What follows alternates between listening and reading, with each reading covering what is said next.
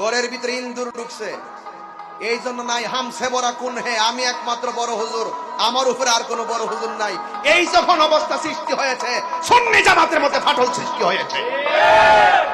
সকল ফাটলকে ভেঙে দেওয়ার জন্য তাহিরি কাজ করার জন্য মাঠে নামছে। সব ফাটলকে ভেঙে দিতে হবে। তোমার জন্য যদি সুন্নিয়তের ফাটল সৃষ্টি হয়, তোমার বিরুদ্ধে আন্দোলন গড়ে তোলা হবে। এবার আমি হলে আমার বিরুদ্ধে আন্দোলন গড়ে তোলেন। আমরা আকীদার সমস্যাগুলো আলোচনা সাপেক্ষে সমাধান করতে চাই। এই কথাগুলো বলা অন্যায় নয়। দালালির জোরে কথা বলবেন না, অন্ধভক্ত হবেন না। আপনার কাছে মনে হচ্ছে আপনার দলিলটা খুব শক্ত, মনে রাখবেন বাঘের উপরে টাগ আছে। মনে রাখবেন উস্তাদের উপরে উস্তাদ আছে। আপনি যেই দলিলকে সক্রিয় মনে করতেছেন, ওই দলিল আমরা পানিটা গিল্লা খাইয়া ওই দলিলকে মাটির তলে দাফন করে হককে প্রতিষ্ঠা করার দলিল আমরা পকেটে নিয়ে